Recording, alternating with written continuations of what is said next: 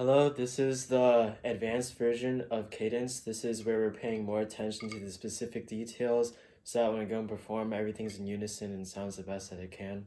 So the first thing I'll teach you is how to hold the stick properly. So for traditional grip, you want to make a circle with your hands like this, and then you have the joint in the first or the top joint of your pointer finger and the top middle joint of your thumb, and put it together like that to make an X.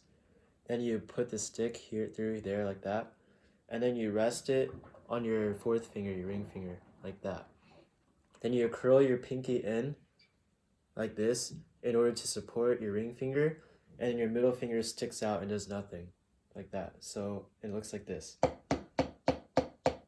Okay, and now I'm gonna teach you what a Flamacue is really quick.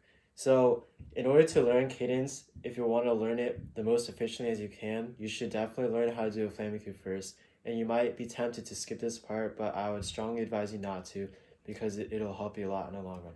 So this is how you do it.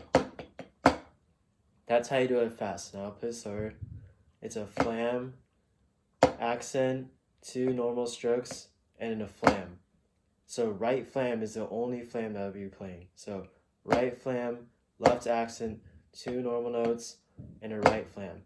And flamacues occur often throughout the cadence in different variations, but it's still a flamacue. So one way to remember it is flam, cue, flam, like that. Flam, cue, flam. And just if you say that in your head, it'll help you memorize it. Now the next step is to think about the cadence in parts. So this is the first part.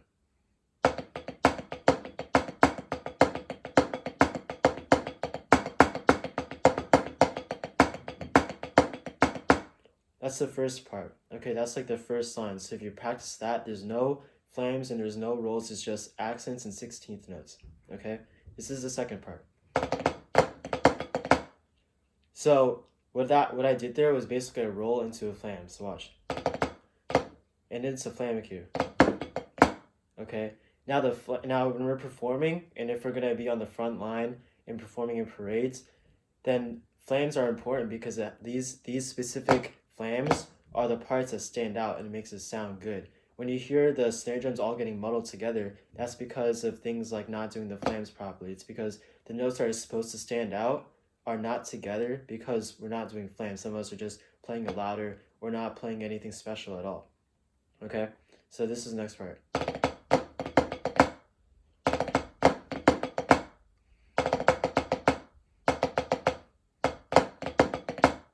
Okay, now the next part is this.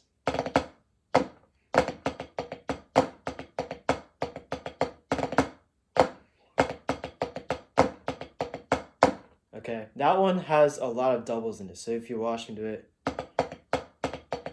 like that, there's just a lot of doubles in it. And that's difficult because in order to play evenly, you have to practice a lot, trying to make it all have even sound.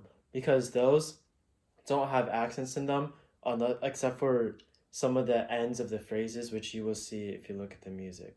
Okay, so again.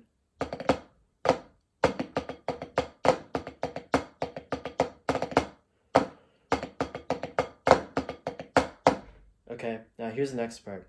Next part is a little complicated, but just look off the sheet music and you'll see that the pattern is actually quite simple, okay? So roll.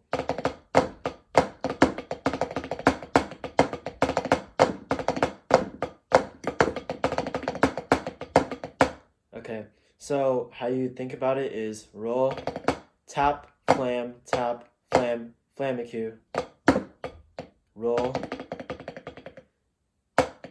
accent, like that. So it's just like the same pattern as at the beginning cadence, right? And then do the same thing, exactly the same thing again. Flamacue. And then you just end there. So it's basically repeating the same thing twice. The pattern is simple once you get it down. Okay? Now that's the next part. Now the next part after that is this.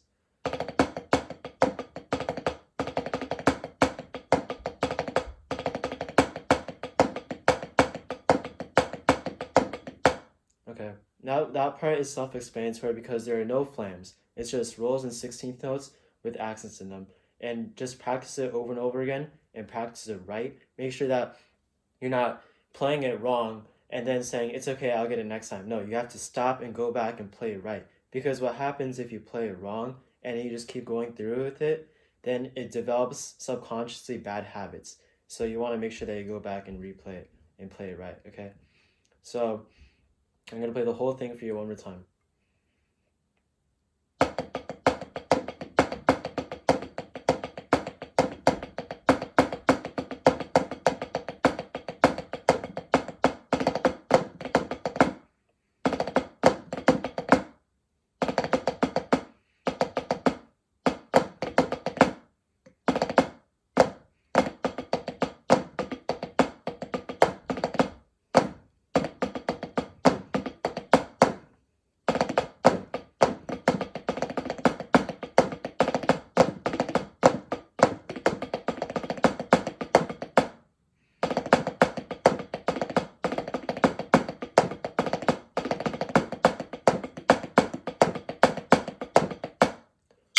Okay, now the last thing I want to teach you is how to play in 120 BPM like Mr. Wire likes it, okay?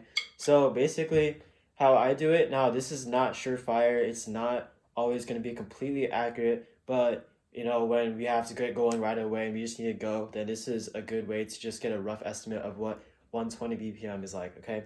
Basically, try to count in your head seconds, right? So what are seconds? 1,000, 2, 1,000, 3, 1,000, 4. This is 60 beats per minute. So 120 is just twice as fast as that. 1, 2, ready, go. And that's how I figure out 120 beats per minute. So if you're interested in playing for the Core drums or performing on Frontline, shoot me an email, and Mr. Wire can email, and hope to see you next year.